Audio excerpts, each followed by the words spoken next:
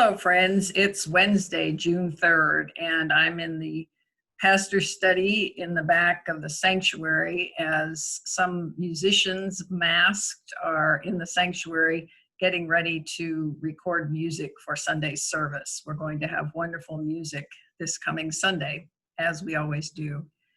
I was remembering this morning that a year ago on this day, Jan R. and I had just arrived in Stockton. We drove our cars from Iowa, and I believe on June 3rd, we were out looking for a bed that we bought so we could actually sleep in the condo that we're renting because our furniture did not arrive until, close to the end of June. So a lot has happened in the past year. A lot has happened in our country, in our world, in our church.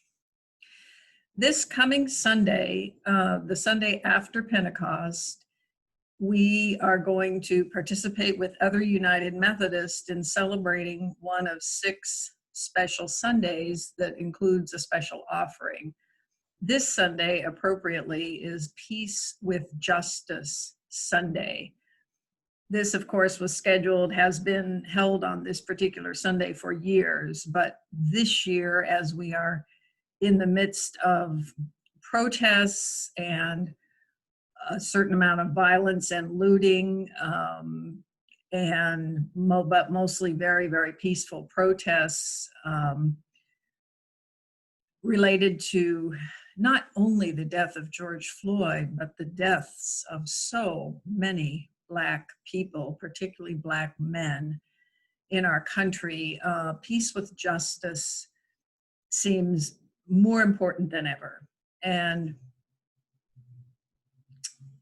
I've been struggling the last few days to know and praying about what is the way that Central United Methodist Church in particular can respond to this situation in our community. The effects of racism are clear, although often I think it is hard for white people to recognize how much we've benefited from privilege. It's not our fault that we're white, of course, but it's very easy to be unaware of how much privilege comes with being white simply because we have it. People who don't experience that privilege have to be much more aware of their race or of their physical ability or of their sexual orientation or whatever it is that may set them apart from what is a dominant culture. So there will be a number of ways that our church will try to respond faithfully to what is happening in our world. And one of those ways is for the white people in our church in particular to become better educated about privilege and how we have benefited from it and how we can use our privilege to stand in support and solidarity with other people who do not experience that same privilege. At the same time, I have been listening carefully to the stories of members of our own community who are African American or biracial, and I have heard a lot about the impact of decade after decade after decade of racism, basically. And so this is something we will continue to struggle with as a church. This Sunday is also Communion Sunday, and so I remind you, you'll want to have your communion elements ready so that at the time in the service when we have communion, you can participate, and feel free to use whatever you have on hand. There's no right or wrong substance for the communion bread and for the communion juice or wine or coffee, whatever it is you use. The sacraments take very simple, everyday material elements, and those elements become holy when we bless them. So communion this Sunday, and I look forward to sharing that with you. Our bishop last week informed us on Friday that churches, United Methodist churches in the California Nevada Annual Conference are not to resume in-person worship through the month of June. The reason for this is there is so much preparation that we must do to even begin to be ready to be back in in-person worship. And so while our church committees are meeting and there is a lot of planning going on, I anticipate that we will be worshiping online for a number of weeks yet. And when we do return to the sanctuary, it is probably the case that some people will want to continue watching the services online to avoid extra exposure as this virus is still clearly with us. We are also thinking about some ways that we might gather in smaller groups, perhaps in Central Park, and do some outdoor activities in the cooler hours of the day. So there's lots going on, and many of you have shared great ideas, and we are so appreciative of that. Your team is working hard to adjust to what for us has been a changing daily environment, and I know it has been for many of you as well.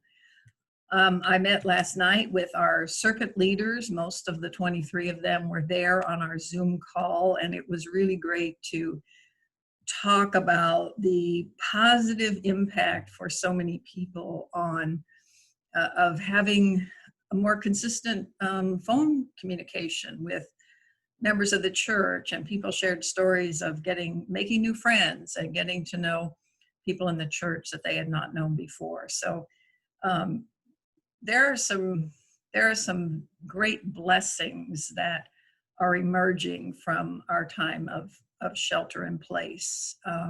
We also, of course, have learned more about technology and have been able to update some of our equipment, and I think all these things will serve us very well in the future. So people ask, when are we coming back to in-person worship? And the answer is, I still don't know. But we are going to be cautious and prioritize the safety of our community, even as we clearly are in ministry, in active ministry in so many ways in Stockton and in the world. So we have new groups that have formed. We have parent groups that have been meeting on Tuesday nights for support.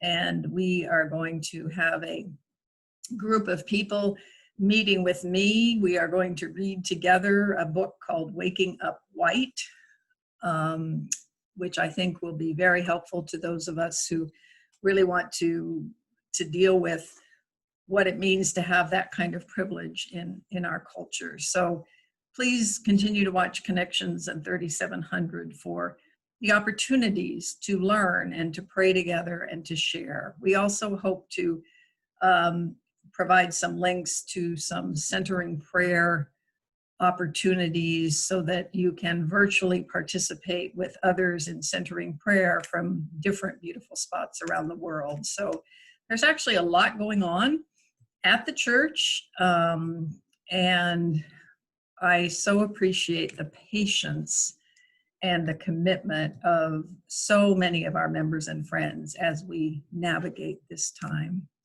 To be a follower of Jesus is to be uncomfortable sometimes, and clearly right now there are ways in which this is a time of deep distress and discomfort for many reasons, and I firmly believe that we are held, nurtured, supported by God, by God's healing spirit, and especially by one another, because we represent God to each other. We are, every one of us, created in God's image. And God, as one of my African-American female preacher friends says, God doesn't make junk. So each of us has the opportunity to be a valued, contributing citizen of a world community.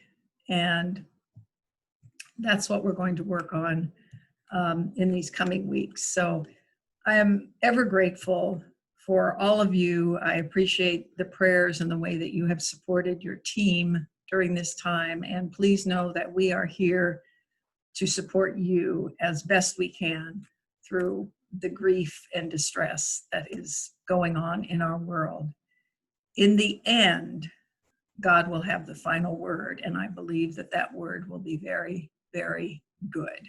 So let us work together for the kingdom that Jesus Christ talks about, a community where no one has need, all are embraced, all are welcome.